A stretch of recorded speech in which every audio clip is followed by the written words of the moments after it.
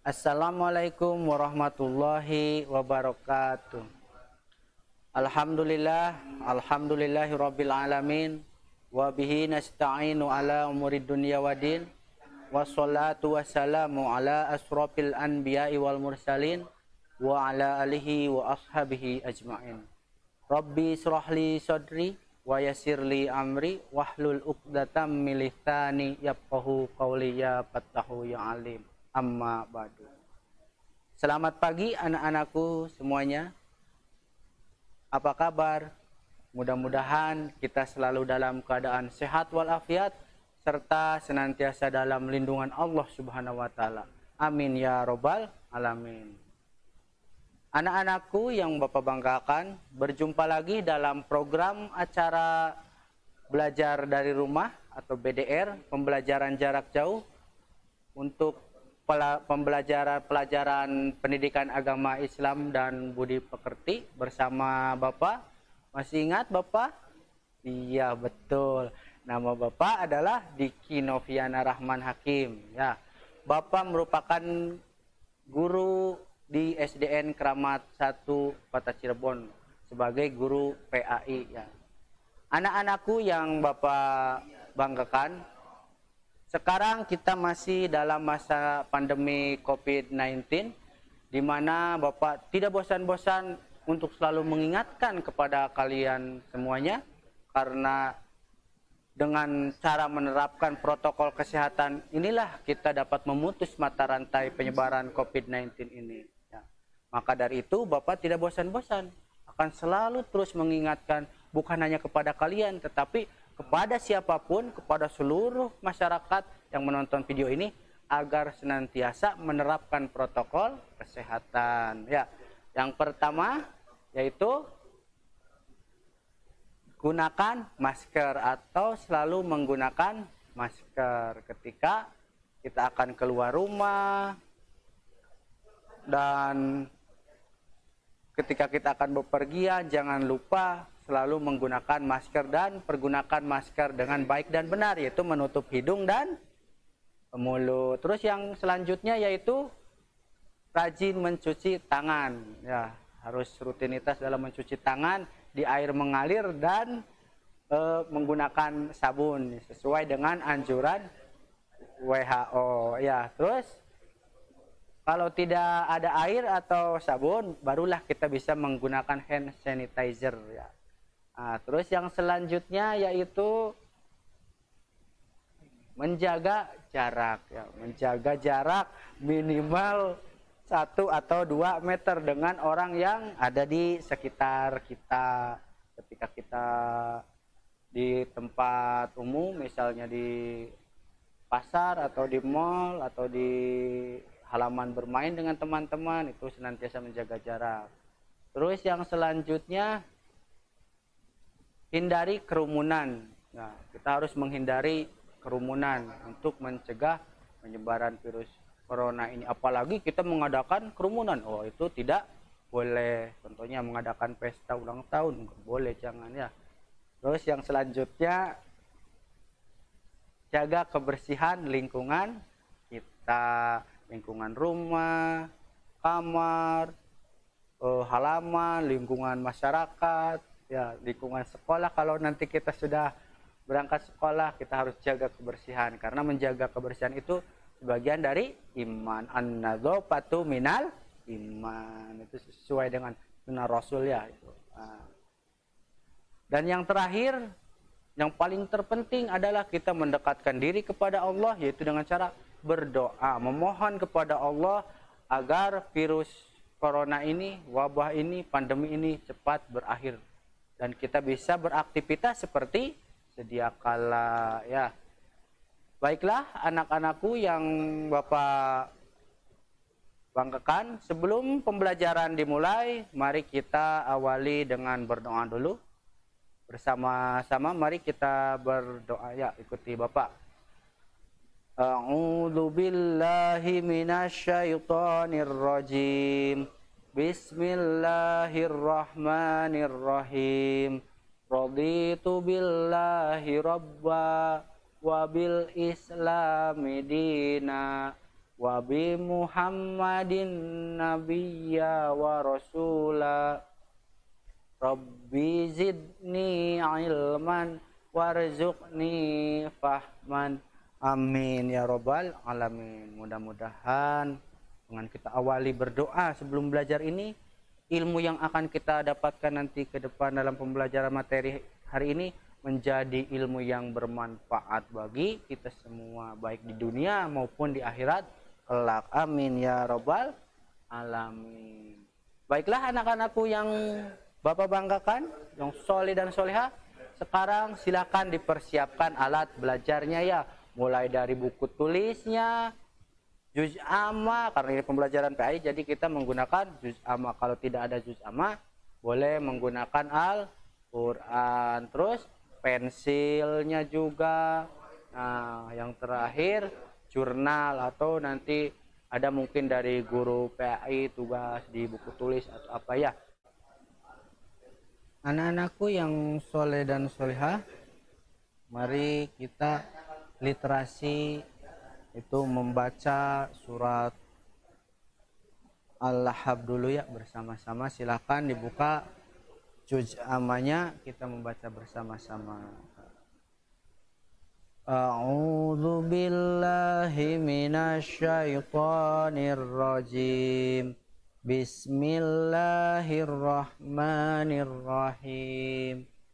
Tabbat yada abi lahabi wa tab, ma aghna anhu maluhu wa ma kasab, sayasla naran zatal lahab, wa imra'atuhu hammalatal hatab, fi jidha hablum mim masad. Shadaqallahul azim. Nah, mudah-mudahan dengan bacaan surah Al-Lahab ini menjadikan kita rahmat bagi kita semua. Amin ya rabbal alamin. Nah, yang selanjutnya, tujuan dari pembelajaran pada materi kali ini yaitu melalui pengamatan tayangan, gambar, serta penjelasan, kalian diharapkan menyebutkan isi kandungan surah Al-Fatihah dengan benar. Nah, itu adalah tujuan pembelajaran pada materi kali ini ya, anak-anakku yang Bapak banggakan. Baiklah, sebelum kita memulai pembelajaran, mari kita tepuk tangan Islami dulu, yaitu tepuk tangan Al-Fatihah seperti yang minggu kemarin. Masih ingat kan? Iya, bagus. Oke, kalau masih ingat, kita langsung aja tepuk tangan Al-Fatihah ya. Tepuk Al-Fatihah. Tepuk Al-Fatihah. Surat ke-1 Al-Fatihah. Artinya pembukaan. Jumlahnya 7 ayat. Diturunkan di Mekah. Nah, bisa? Oke? Sekali lagi, baiklah. Kita sekali lagi ya, tepuk tangan Al-Fatihahnya. Tepuk Al-Fatihah. Surat ke-1 Al-Fatihah. Artinya pembukaan. Jumlahnya 7 ayat. Diturunkan di Mekah. Nah, iya, terima kasih ya sudah mengikuti dalam tepuk tangan Al-Fatihah. Baiklah anak-anakku yang Bapak banggakan, kita langsung saja dalam membahas materi surah Al-Fatihah, yaitu membahas tentang isi kandungan surah Al-Fatihah atau pesan-pesan yang terdapat dalam surah Al-Fatihah. Kita awali dari surah Al-Fatihah ayat pertama dulu, yaitu yang lafalnya Bismillahirrahmanirrahim. Nah, yang artinya dengan menyebut nama Allah yang Maha Pemurah lagi Maha Penyayang.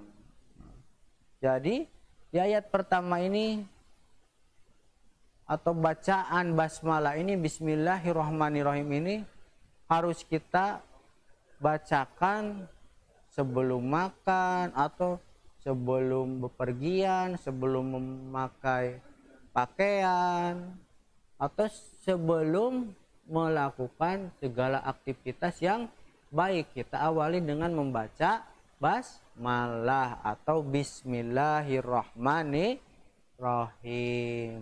Ya, karena dengan kita membaca Bismillahirrahmanirrahim sesuai dengan artinya dengan menyebut nama Allah, berarti aktivitas kita yang kita kerjakan itu mudah-mudahan diridhoi oleh Allah dan selalu dilindungi oleh Allah karena atas nama Allah.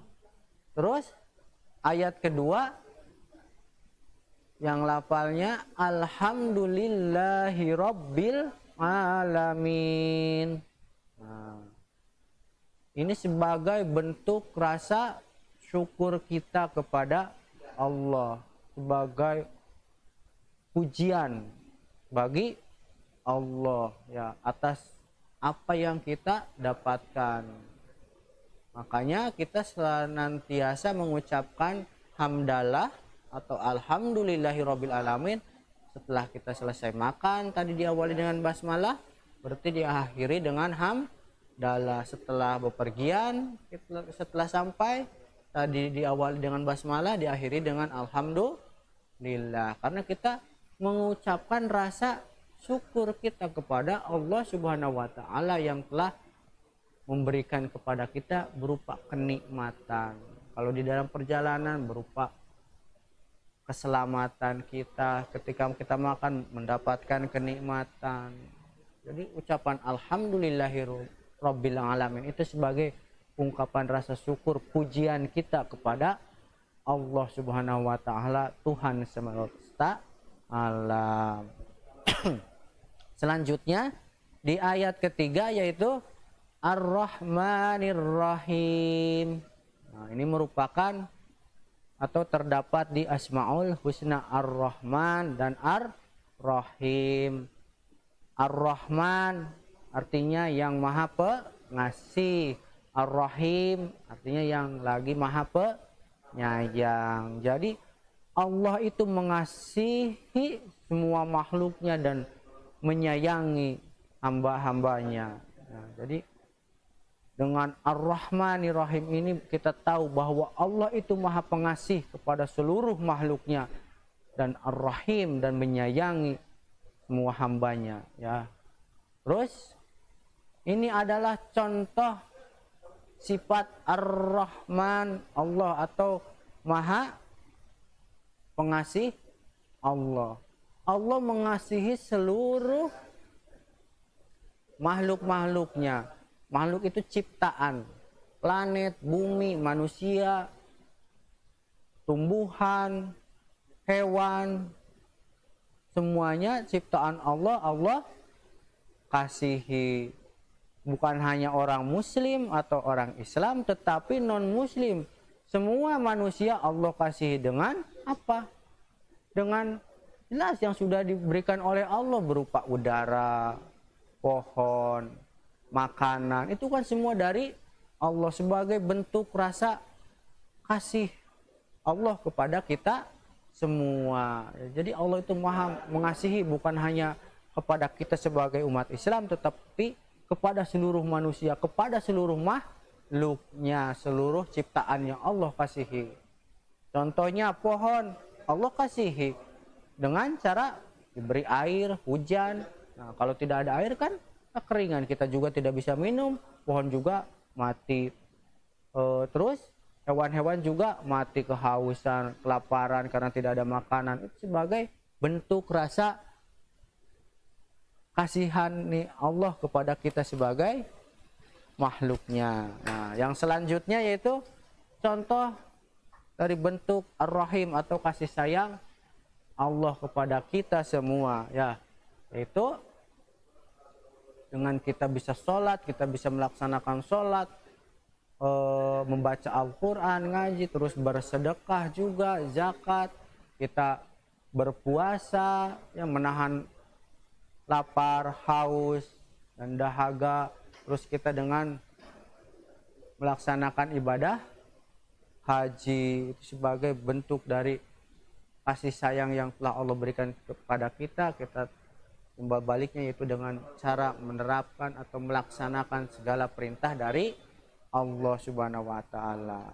Terus surah Al-Fatihah ayat 4 yaitu Maliki Yaumiddin. Nah, Maliki Yaumiddin yang artinya yang menguasai hari pembalasan. Jadi Allah itu penguasa, raja hari pembalasan. Kapan hari pembalasan itu? Nanti setelah hari itu, waktu hari kiamat, ya. Kalau kiamat sudah datang, karena tidak ada yang tahu kapan kiamat itu datang, hanya Allah lah yang tahu. Jadi Allah adalah raja atau pemilik hari pembalasan. Semua, tidak ada yang bisa selamat ketika hari pembalasan terjadi. Semuanya akan mati, semua akan musnah, ya, karena hanya Allah lah yang berkuasa atas semua itu untuk mengatur kapan terjadinya hari kiamat. Hanya Allah yang tahu. Kita sebagai hambanya, sebagai hamba Allah, tidak perlu takut akan datangnya hari kiamat, tetapi jadikan itu sebagai acuan untuk kita terus semangat beribadah kepada Allah supaya kita diselamatkan dari hari pembalasan. Amin ya robbal alamin. Terus yang selanjutnya yaitu ayat kelima, Iyyaka na'budu wa iyyaka nasta'in. Yang artinya hanya kepada Engkaulah kami menyembah dan hanya kepada Engkaulah kami memohon pertolongan. Jadi Allah lah satu-satunya Tuhan yang kita sembah dan hanya satu-satunya tempat yang bisa kita mintai pertolongan, karena Allah memiliki sifat di surat Al-Ikhlas, Allahus Samad, Allah tempat berlindung, Allah tempat meminta pertolongan. Jadi hanya Allah lah satu-satunya tempat untuk menyembah dan untuk memohon pertolongan, ya. Jadi kita memohon segala sesuatu itu datangnya hanya kepada Allah. Nah, contohnya kalau kita setelah selesai sholat, nah kita sholat itu kan memuji Allah, beribadah kepada Allah. Setelah sholat kita berdoa memohon kepada Allah. Jadi segala sesuatu itu kita harus memohon kepada Allah, bukan kepada selain Allah, karena hanya Allah lah satu-satunya yang berhak diminta, yang berhak untuk kita meminta pertolongan, tempat berlindung kita, ya. Jangan ke yang lain-lain, ya. Terus yang selanjutnya ayat ke-6 itu ihdinas siratal mustaqim. Nah, tunjukilah kami jalan yang lurus. Kita memohon, berdoa kepada Allah, tunjukkan kepada kita jalan yang lurus. Jalan yang lurus itu gimana, Pak? Apakah jalan yang lurus? Jalan yang benar, bukan jalan yang lurus berarti tidak ada, bukan jalan raya ya, jalan tol, tetapi jalan yang benar. Jadi kita memohon kepada Allah, berdoa kepada Allah, tunjukkanlah kepada kita jalan yang benar, supaya kita selalu berada di jalan yang benar. Jangan sampai kita terjerumus ke jalan yang salah, melakukan maksiat dan perbuatan dosa yang dilarang oleh Allah Subhanahu wa taala, ya. Baiklah, terus di ayat ke-7, Siratal ladzina an'amta 'alaihim ghairil maghdubi 'alaihim waladdallin. Nah, yang artinya jalan yang benar ini adalah jawaban dari ayat ke-6. Jalan yang lurus tadi. Nah, jalan yang lurus itu jalan yang orang-orang yang telah Engkau beri nikmat kepadanya, dan bukan jalan mereka yang dimurkai, dan bukan pula jalan mereka yang tersesat. Nah, jadi kita di jalan yang benar itu jangan sampai kita menjadi orang yang kufur nikmat. Ketika kita diberi nikmat berarti kita ucapkan rasa syukur kepada Allah, yaitu dengan mengucap alhamdulillah atau hamdalah. Kalimah hamdalah yaitu alhamdulillahirabbil alamin. Bukannya malah kita menjadi kufur nikmat atau orang yang tidak pandai bersyukur ya. Nah, itu adalah pesan-pesan atau isi kandungan dari surah Al-Fatihah dari ayat 1 ayat ke-7. Nah, jadi pesan dalam surah Al-Fatihah itu yaitu surah Al-Fatihah menjelaskan tentang keagungan Allah Subhanahu wa Ta'ala ya. Jadi Allah Subhanahu wa Ta'ala yang merajai alam semesta. Terus Allah Subhanahu wa Ta'ala mengasihi dan Maha Pengasih dan Maha Penyayang. Jadi kita memohon petunjuk hanya kepada Allah Subhanahu wa Ta'ala. Terus meneladaninya yaitu dengan cara rajin berdoa. Diawali dengan mengucap rasa syukur kepada Allah, lalu memohon petunjuk kepada Allah Subhanahu wa Ta'ala. Nah, itu adalah pesan dari surah Al-Fatihah ya. Jadi anak-anakku yang Bapak banggakan, jadi kesimpulan dari materi pembelajaran hari ini yaitu pesan yang terkandung dalam surah Al-Fatihah. Yang pertama tentang kasih sayang Allah. Yang kedua bersyukur kepada Allah. Yang ketiga meyakini bahwa Allah Maha menguasai. Terus yang keempat beribadah hanya kepada Allah. Ya, yang terakhir meminta pertolongan dan petunjuk jalan yang lurus hanya kepada Allah Subhanahu wa Ta'ala. Nah, jadi itu adalah kesimpulan pada materi hari ini ya. Nah, anak-anakku yang soleh dan soleha, ini ada oleh-oleh lagi dari Bapak, cuma 3 ya. Silahkan ditulis di buku tulis lalu kerjakan ya, nanti kirimkan ke guru PAI masing-masing ya. Silahkan ditulis